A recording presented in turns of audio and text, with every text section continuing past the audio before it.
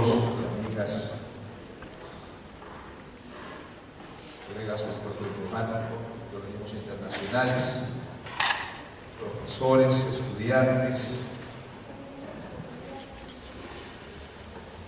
Tal vez la primera reflexión que quisiera lanzar al comenzar esta tarde es preguntarnos cuál es la significación de que Guatemala haya sido designada capital mundial de la filosofía. Yo creo que esta decisión de los Estados miembros de la UNESCO de designar en 2012 a Guatemala como sede de estas actividades connota el motivo siguiente. Se trata de hacer dialogar las diferentes tradiciones de pensamiento existentes en el mundo. Se comienza a hablar de la filosofía en plural, de las filosofías, de que las diferentes regiones del mundo producen tradiciones de pensamiento. Este año, esta declaratoria viene signado por ese objetivo. Yo creo que Guatemala es el lugar adecuado. Se trata de la recuperación de un pensamiento milenario en todo el continente y cómo insertar esta tradición de pensamiento antiguo, ancestral, sapiencial dentro del diálogo contemporáneo de las culturas y las civilizaciones. De modo que Guatemala está ahora en las primeras páginas de las web, en particular de la UNESCO en París, y en todos los lugares del mundo hay manifestaciones: en Madrid, en París, en Moscú, en Santiago, en México, en Rabat. Hay una profusión de actos, pero el acto central es aquí. Y eso para nosotros reviste una gran importancia. De modo que podemos decir que Guatemala en este momento tiene el más alto índice de filósofos por kilómetro cuadrado, porque no solamente han venido una veintena de reconocidos intelectuales, sino que hemos arrancado con un congreso donde se han inscrito 370 personas, cosa que me ha llamado poderosamente la atención. Uno va a estos congresos y se inscriben 80, 100, 120, pero 360 es casi una cantidad inusitada.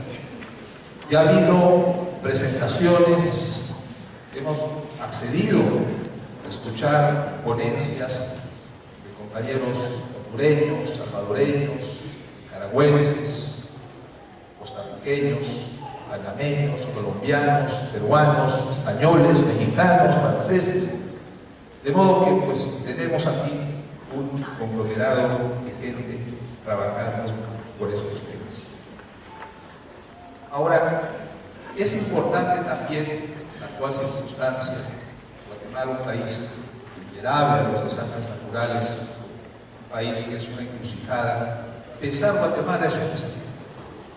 Yo creo que escoger como sede de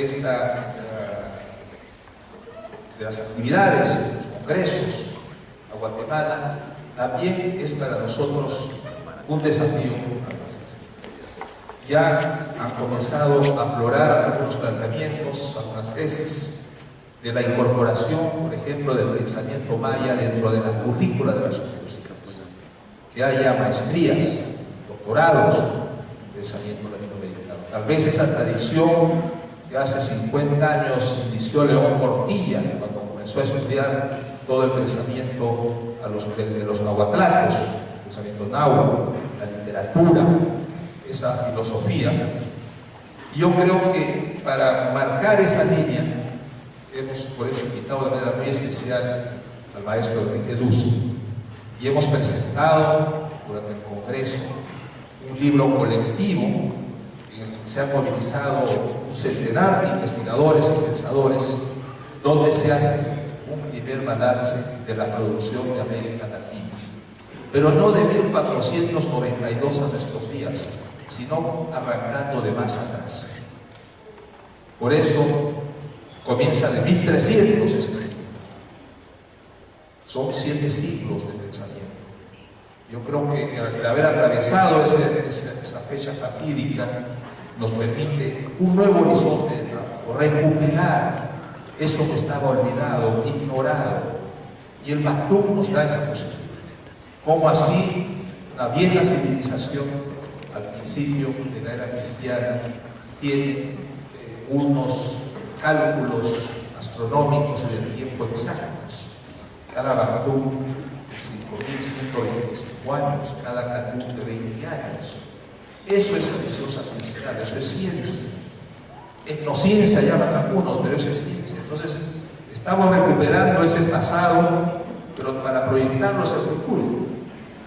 ¿Cómo insertarnos con este bagaje antiguo, ancestral, noble, poderoso, dentro del menú de las producciones de pensamiento del mundo?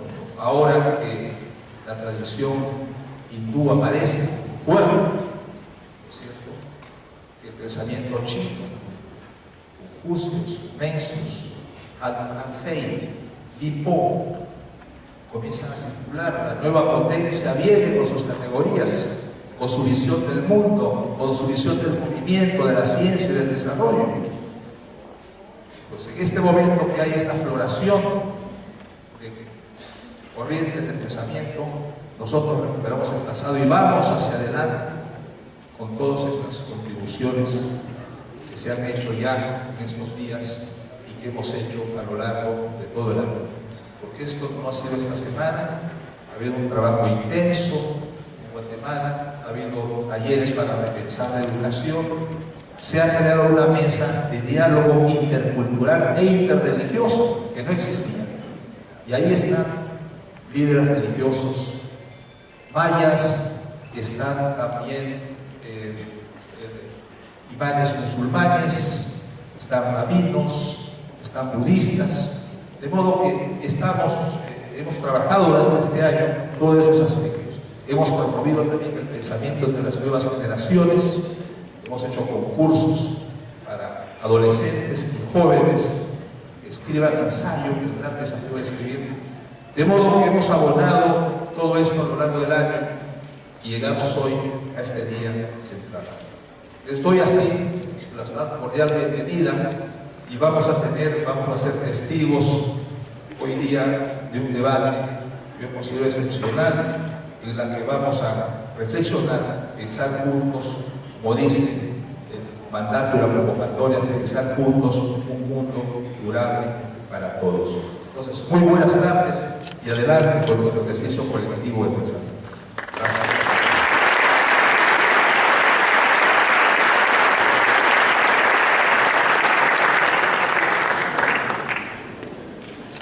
Damos entonces inicio a esta jornada de reflexión con la conferencia magistral del doctor Enrique Dussel, quien es profesor en el Colegio de Filosofía de la Universidad Nacional Autónoma de México, doctor en Filosofía por la Universidad Complutense de Madrid y doctor en Historia en la Sorbona, fundador del Movimiento de Filosofía de la Liberación, laborando en el campo de la ética y la filosofía política. Invito a este podio al doctor Enrique Dussel.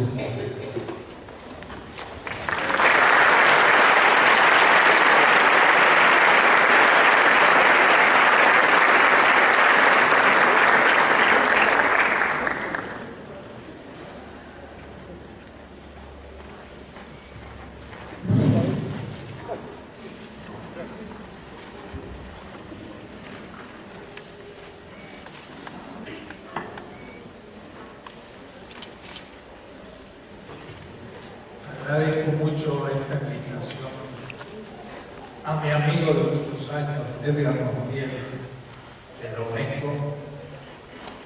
Y debo decir que el año pasado me tocó en París participar en la celebración del Día de la Filosofía en la sede central de la UNESCO, hablando de estos temas.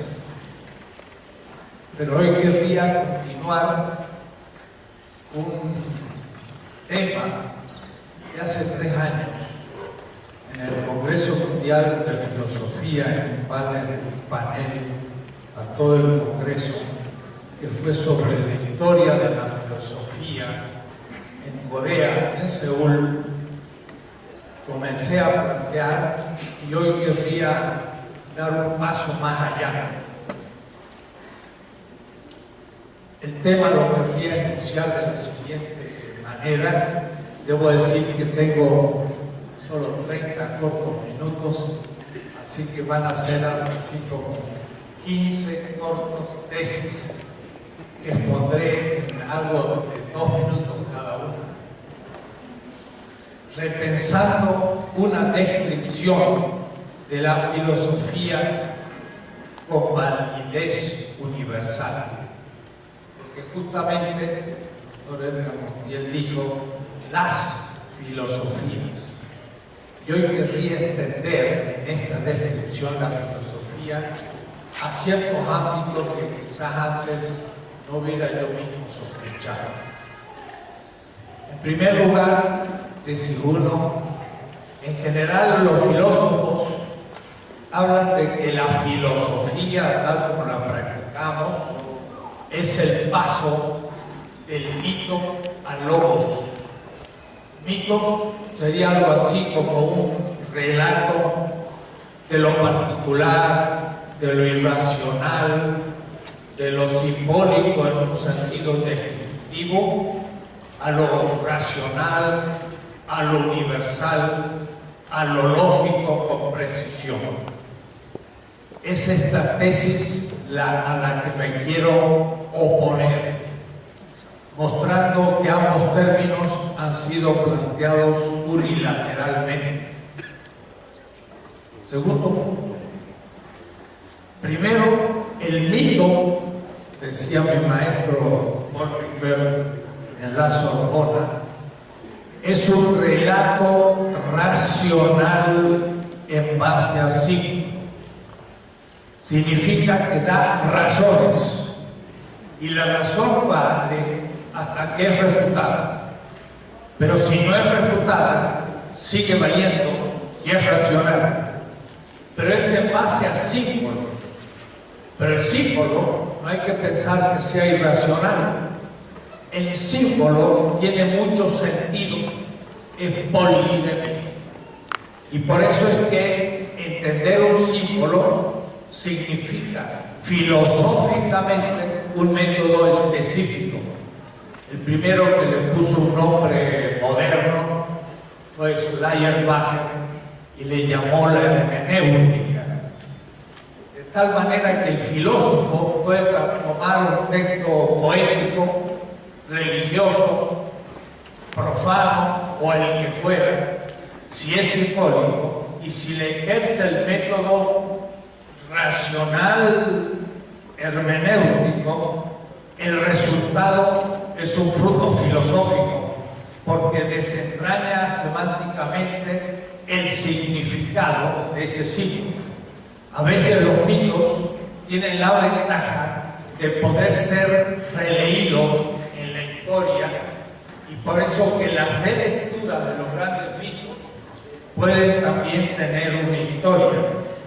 Justamente Paul Ricoeur, en el año 61, que me tocó ser su alumno ahí en la Sorbona, publicó un libro insigne que se llamaba La simbólica del mal, y analizó el mito de Prometeo, griego, y el mito adámico, judío, hebreo, semita, y hace una comparación entre estos dos grandes mitos, mostrando su racionalidad y su función fundadora de civilizaciones distintas.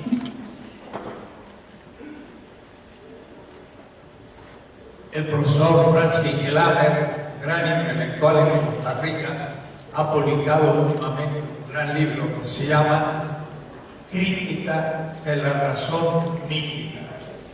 Y en él analiza las ciencias sobre todo sociales, la economía en particular, y muestra cómo la ciencia no deja de tener hoy, aún la más moderna, relación a ciertos mitos.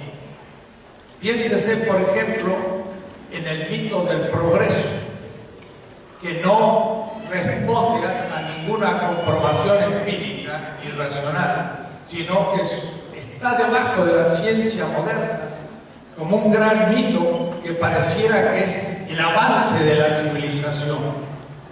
Jean-Jacques Rousseau, que justo este año festejamos el tercer centenario de su nacimiento, allá por 1754, respondiendo a una propuesta de la Academia de Dijon, escribió un famoso texto en el que respondía a la pregunta: ¿hace avanzar a la moral la ciencia y las técnicas? Y Rousseau, de una manera prácticamente brutal, analiza la ciencia y las técnicas y dice: no hacen avanzar a la moral. Y ese texto de Rousseau pues brilló como el comienzo del pensamiento crítico en Europa, de tal manera que también la ciencia sigue relacionando esos temas. ¿Qué sería la ciencia? Por decirlo en dos palabras muy simples, es la pretensión de verdad explicativa a partir de teorías gracias a un método empírico. Ahora, ¿qué es la verdad? Sobre ello, pues los filósofos han discutido, y sin embargo yo me gustaría avanzar una posición fuerte. Las cosas reales, esta botella, se actualizan en el cerebro, porque el cerebro con sus 15 billones de neuronas, no más que en el neocórtex, y el otro día le preguntaba a un neurólogo: ¿y cuántas neuronas tenemos en nuestro cerebro? 80.000 millones de neuronas. Y le preguntaba, dicen algunos que se conectan hasta 200.000 veces entre ellas, y dice: sí, es un número aceptable.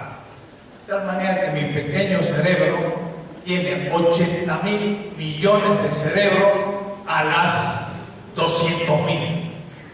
Puede decir que si pongo ese número doy casi vuelta a la Tierra poniendo números no muy grandes. Haría casi 40.000 kilómetros de distancia mi pequeño cerebro. Actualizar esta botella en mi cerebro, por supuesto, no es meterla dentro de mi cerebro, sino es construir. Y la construcción neuronal de esta cosa real, eso es la verdad. Y a tal punto que la veo a una distancia, alargo mi mano y efectivamente toco lo que mi cerebro ha construido en el cerebro y me permite manejar lo real.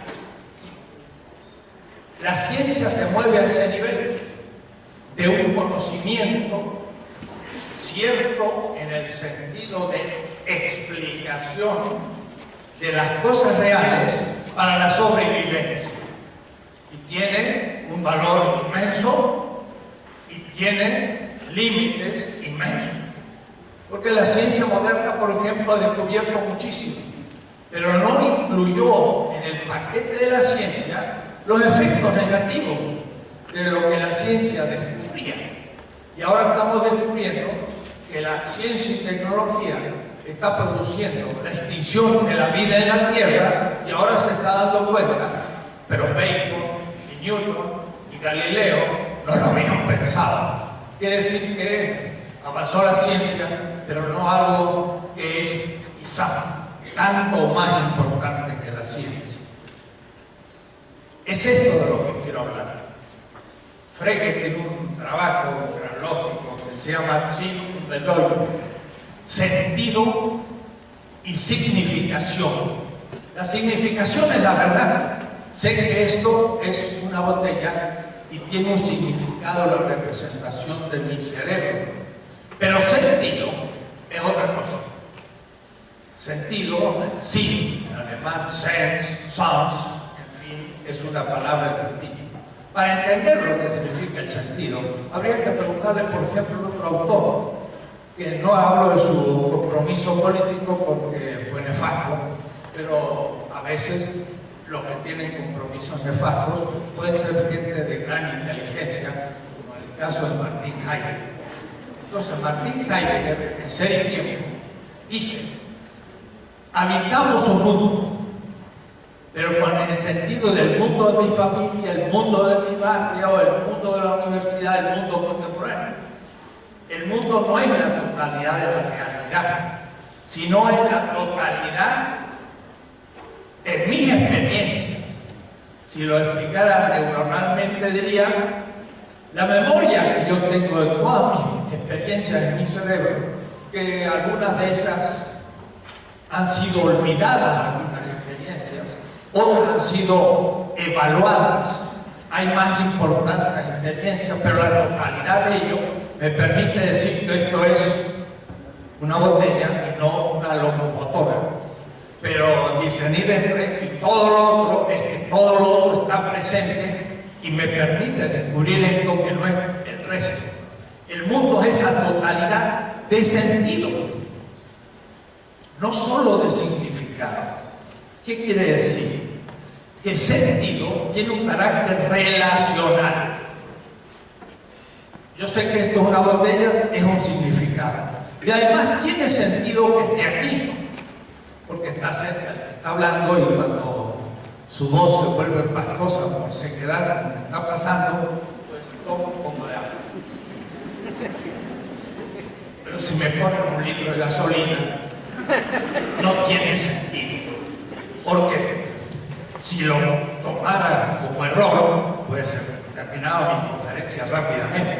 Puedes decir, esto, botella con agua, tiene sentido en la totalidad de un lugar donde se habla. Quiere decir que el significado es semánticamente lo que descubro para manejarla, pero el sentido significa que ocupa el lugar adecuado dentro de un mundo, es lo relacional a la totalidad. Y en ese sentido es que Aristóteles, el filósofo griego, decía en la metafísica, por ahí, hablando de cuestiones parecidas a las que estoy ahora hablando, decía: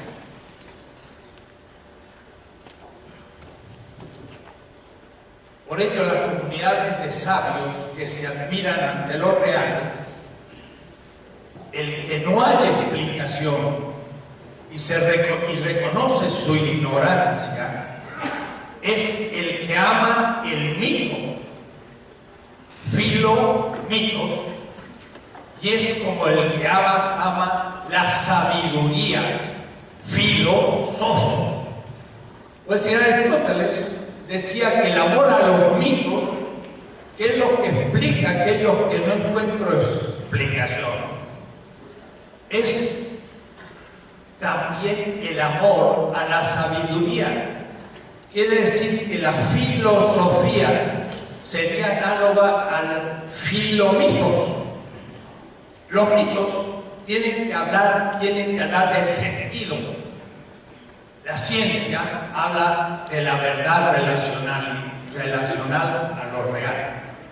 Esta sería la primera parte, con 6 pequeñas tesis. Lo que sigue es que la filosofía entonces no es lo mismo que la ciencia, aunque lo haya pretendido Edmund Husserl, que escribió un libro que se llamaba La filosofía como ciencia estricta. Había fetichizado la ciencia y con ella medía la filosofía. La filosofía no es ciencia, no quiere decir que sea más o que es menos, pero la filosofía es de ordenar y la ciencia es de descubrir para el manejo de la realidad. Pero no es lo mismo. Quiero explicar la diferencia para llegar a nuestra realidad latinoamericana y a nuestro mundo maya, aunque sea como pequeña conclusión al final. Husserl pensó, igual que muchos, que la filosofía empezó en Grecia y que los otros pueblos no tenían filosofía. Es un error histórico que muestra gran ignorancia eurocéntrica. Heródoto, Platón y Aristóteles decían: nuestra filosofía es egipcia. Y 3000 años antes, exactamente 2700 años antes de Aristóteles, hay textos en Memphis que se llaman la filosofía de Menfis, en Egipto. Y ahí pues ya se tiene toda una visión antropológica, política y demás, que no tengo tiempo de explicar, de cual los griegos ciertamente fueron sucesores. Dicen los griegos que el primer filósofo era Tales de Mileto, y dicen, sin darse cuenta, de familia egipcia, o es decir, fenicia, o es decir que en realidad lo que pensaba Tales venía de Fenicia, y efectivamente hasta la Odisea y todas las grandes travesías náuticas de los griegos eran pura imitación de textos fenicios de 2000 y 3000 años antes en Filo, en Biblos, Sidón y hasta Cartago, del cual Aristóteles, cuando tiene que hablar de una gran ciudad en el Mediterráneo, no habla de Roma, que ni conocía Aristóteles, sino Cartago, que era una ciudad semita.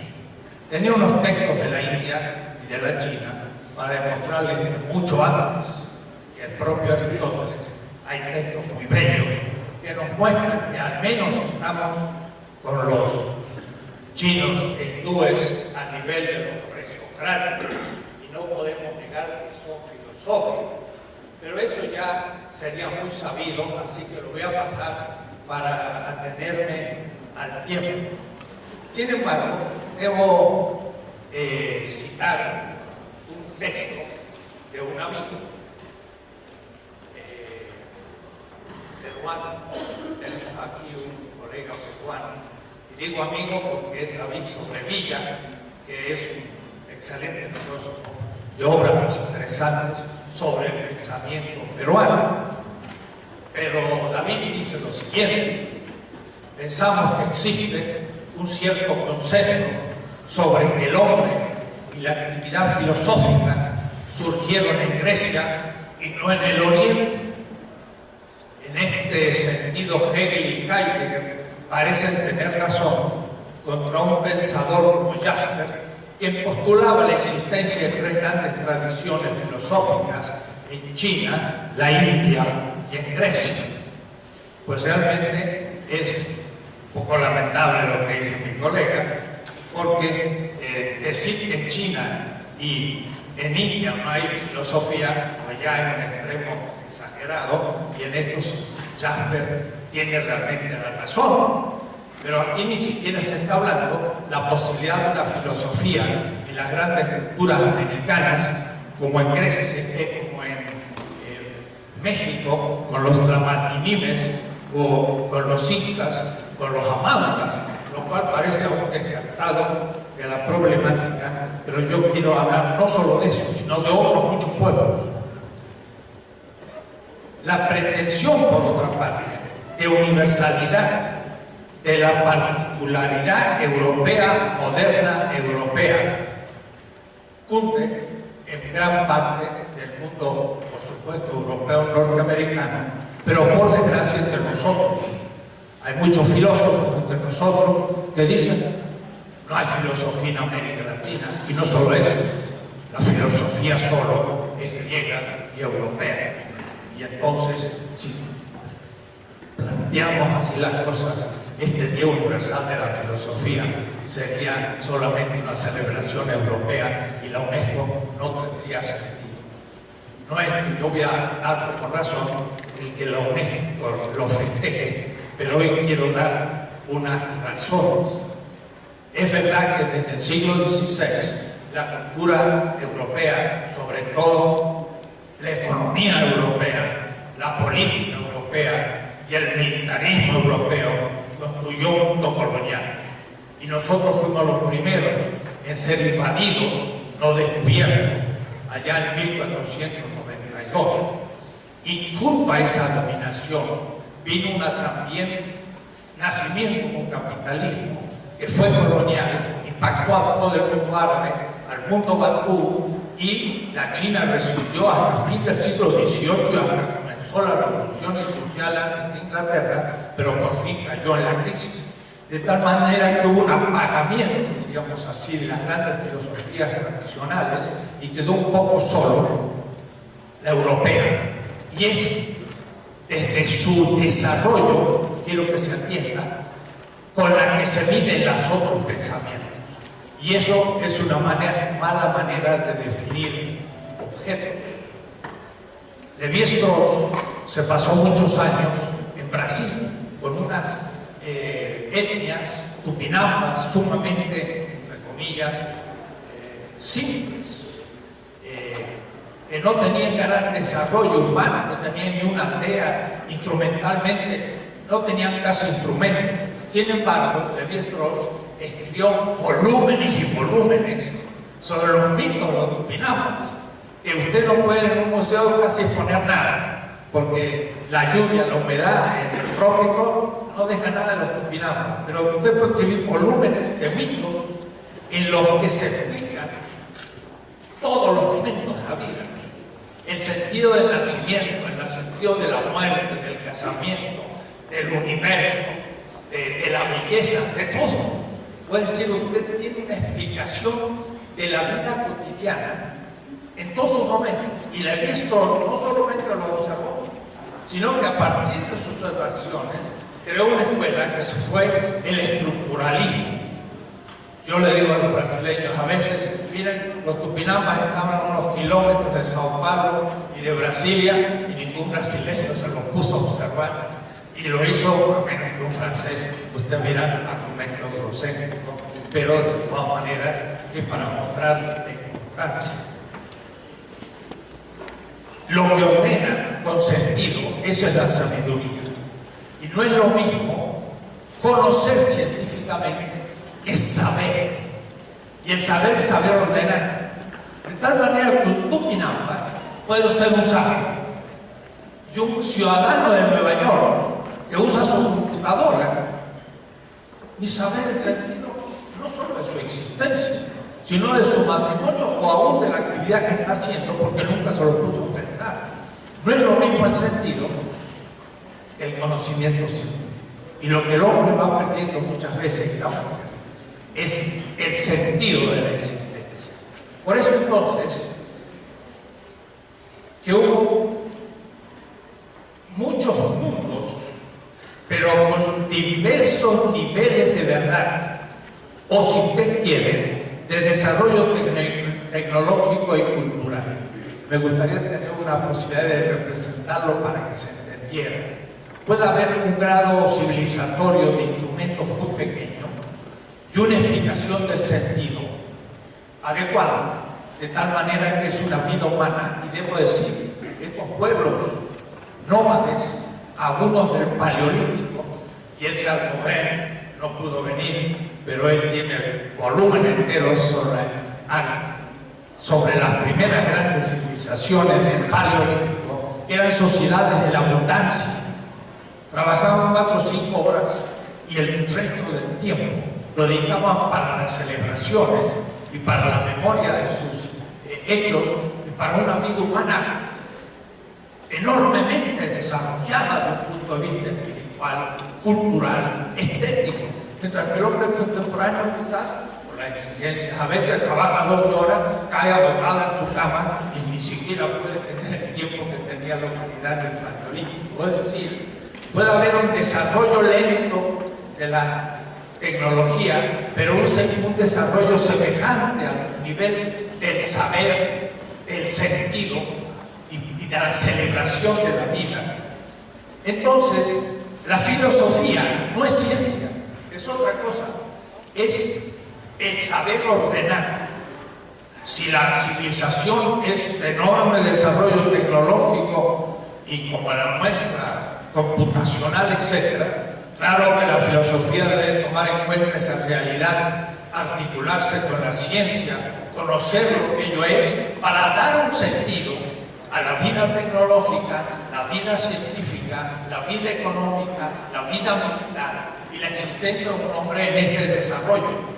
Claro, la temática es impresionantemente más extensa en el número, pero no necesariamente más extensa en el sentido, porque puede que al fin ni sepa por qué hace esas cosas.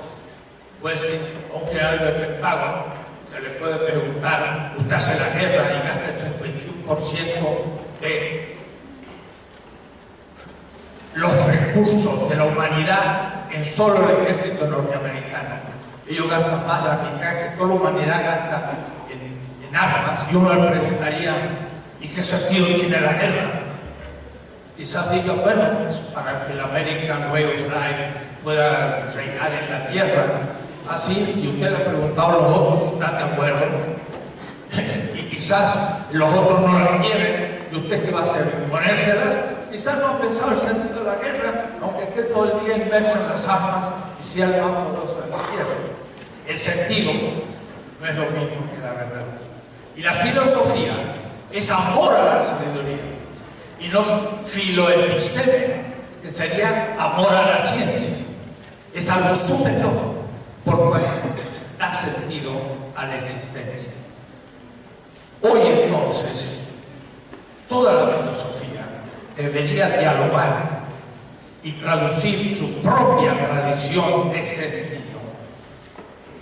Primero con la filosofía moderna, porque la filosofía moderna fue encontrando el sentido de esa civilización moderna, pero no crea que no tiene mitos. Kant, en la segunda parte de la crítica razón práctica, diciendo que el bien supremo era la coincidencia de la virtud con el deber, como en esta vida no se puede garantizar la felicidad, pero sí que yo cumpla el deber. Entonces acá se le ocurrió la siguiente solución: la coincidencia del bien y la felicidad, si no se realiza en esta vida, se puede realizar en la otra. Pero para eso el filósofo tenía que demostrar primero la existencia del alma. Y eso es un mito aristotélico indemostrable en la ciencia, pero lo demostró Kant. Segundo, su inmortalidad. Más difícil todavía y más mítico, porque eso no hay razón empírica que lo pueda demostrar.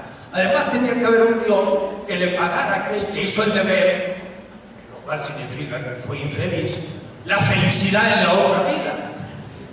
Bueno, es realmente una cosa fantásticamente mitológica, y Kant pasa por ser un gran filósofo racionalista de la ciencia moderna. ¿Se dan cuenta ustedes? Al fin es mito también lo que tiene. Ahora otro puede decir, no, el alma no existe, sino que morimos y resucitamos. Eso lo dijo, sí, lo dijo el fundador del cristianismo. Y es otra manera de explicar las cosas, más coherente, porque al menos no es dualista, pero también es una razón mítica que explica el sentido de la vida. De tal manera que un señor está muriendo, y el médico científico, ¿qué puede decir? Ha muerto. No late más el corazón, no ha irritado su cerebro. Y yo le pregunto, doctor, ¿y cuál es el sentido de la muerte? No me pregunte a mí, yo estuve en la facultad de medicina. Pero el viejito le dijo a su señora al morir, nos vemos. Y la señora contenta dice, hasta luego. Y hay alegría. Mientras que el médico le dice, no señora, no cree usted en la resurrección, esos mitos se ponen todos tristes.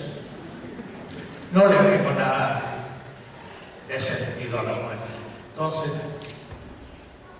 el sentido es otra cosa. Usted me dirá, no es verdad, no. Según el grado de verdad, se va construyendo un horizonte de sentido que también puede crecer en certeza, pero puede disminuir en sentido. Esto es lo que yo quería decir. Es decir, la más pequeña tribu, ya no siquiera los chinos y los hindúes, que tenga un chamán que sea capaz de explicar el sentido de la vida, ese chamán explica, es un sabio, porque tiene las tradiciones de su pueblo y le da sentido a la vida, la que esa cultura puede tener en su desarrollo. Y ese hombre ama la sabiduría, o es decir, ama ordenar las cosas prácticas y teóricas, y en ese sentido es un filósofo.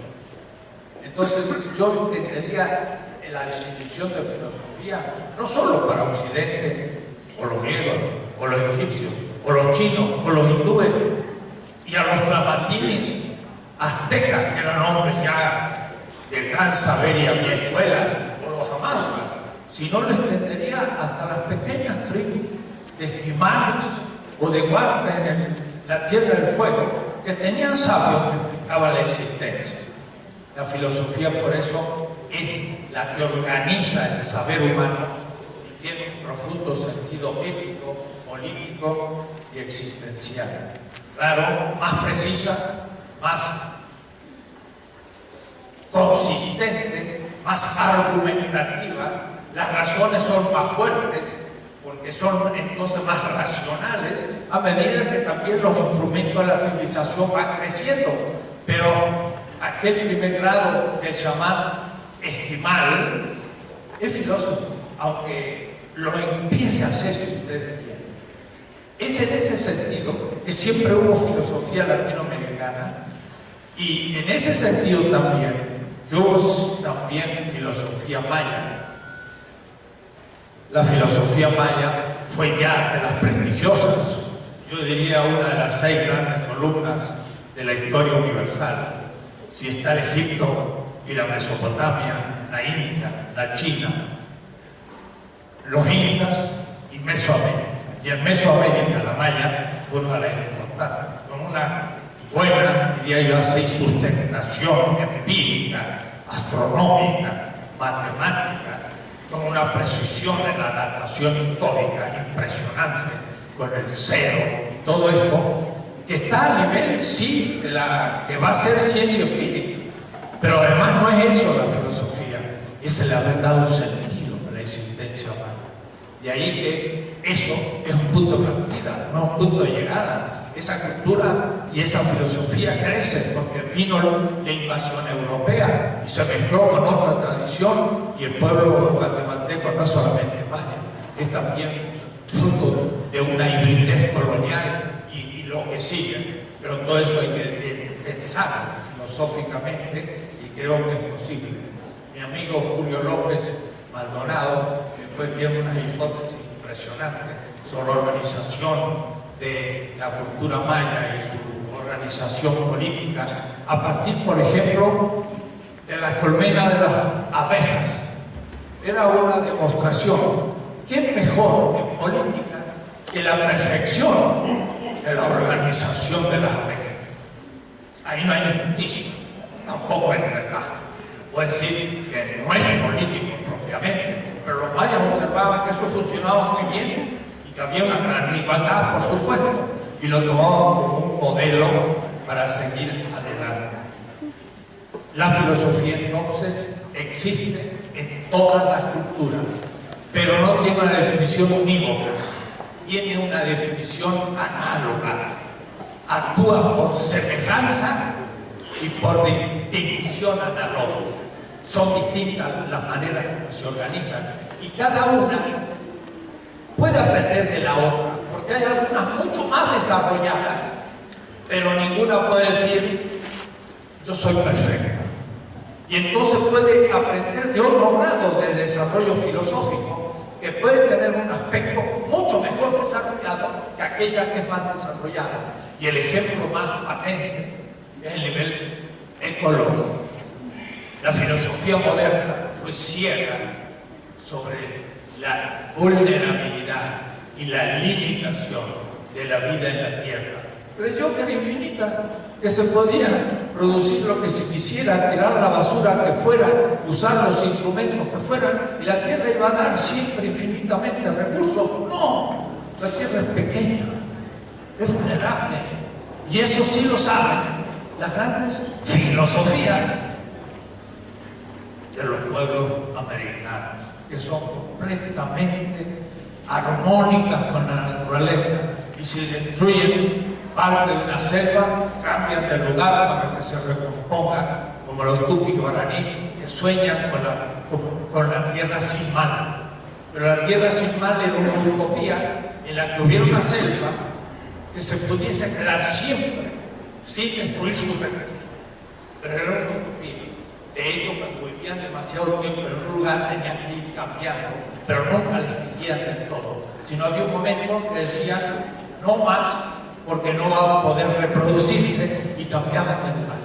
Tenían un sentido ecológico que el señor Bush, presidente del gran país del mundo, no tiene. ¿Por qué? dijo, voy a producir una crisis económica firmando el Tratado de Kioto. No, es decir, prefiere que se extinga la vida en la Tierra, que Estados Unidos no tenga una crisis económica. Pues un indígena maya le podría dar una lección de ecología al presidente del país más poderoso de la Tierra. Es decir, que toda cultura puede aprender cosas en otras culturas, y todo filósofo, aunque sea de un pueblo muy pequeño, puede enseñar a los filósofos de los pueblos más prestigiosos. Rousseau diría más prestigiosos, o aquellos que más mal han hecho a veces al desarrollo de la moral, no la tecnología y la ciencia, que como digo, Rousseau criticó sin piedad. Muchas gracias.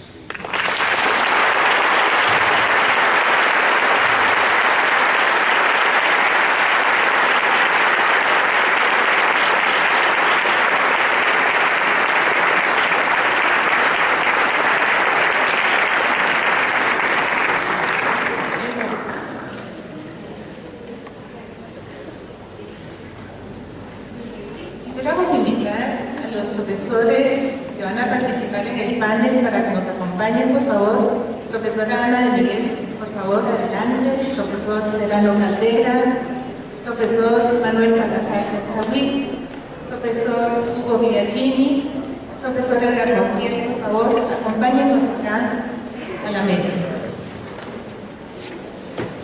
Por favor, también, sí, por el profesor Rubén Quiroz, no lo había mencionado. Bienvenidos a todos.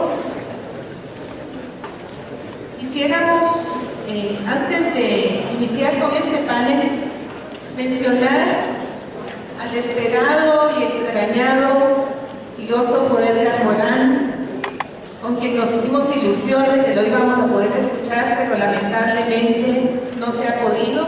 Ustedes saben, el profesor Morán tiene ya más de 90 años de edad y en este momento pues estuvo delicado de salud, por lo que no pudo venir como se había previsto.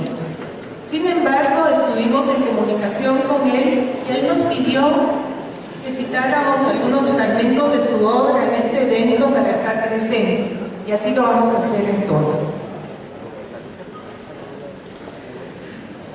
Profesor Morán dice: ¿cómo podrían los ciudadanos del nuevo milenio pensar sus problemas y los problemas de su tiempo? Les hace falta comprender tanto la condición humana en el mundo como la condición del mundo humano, que a través de la historia moderna se ha vuelto la de la era planetaria. Hemos entrado en la era planetaria desde el siglo XVI y estamos desde finales del siglo XX en la fase de la mundialización. El problema planetario es un todo que se alimenta de ingredientes múltiples, conflictivos, de crisis. Los engloba, los aventaja y de regreso los alimenta.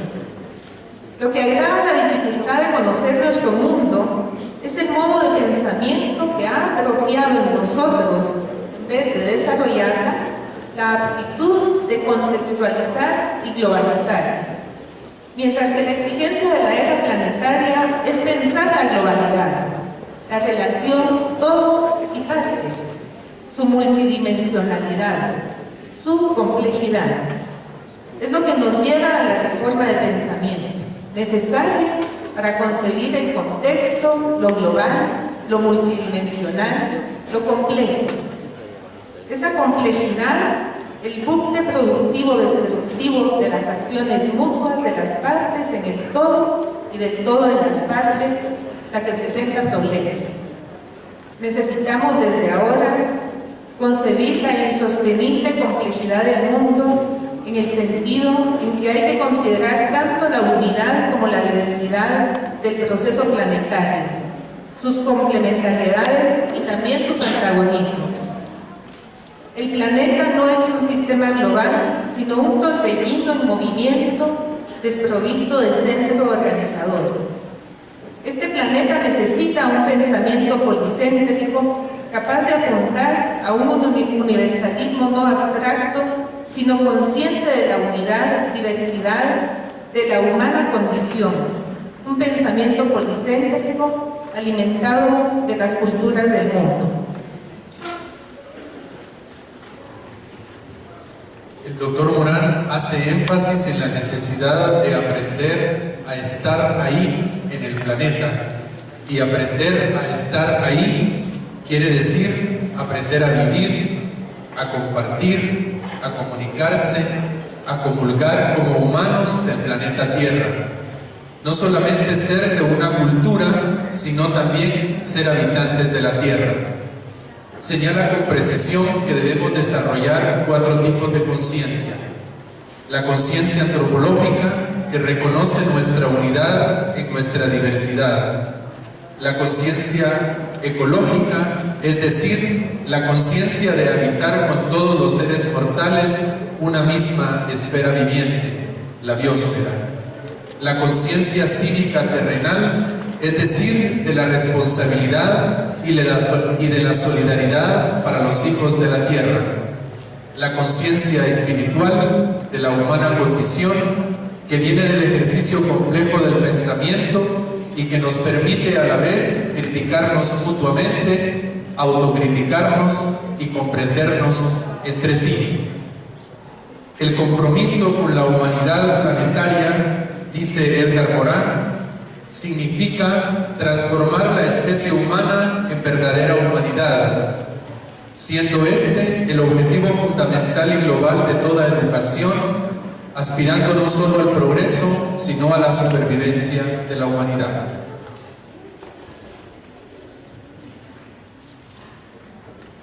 Pues sí, son algunas de estas ideas del profesor Morán las que han fundamentado el enfoque que tiene la UNESCO sobre el desarrollo rural para el mundo.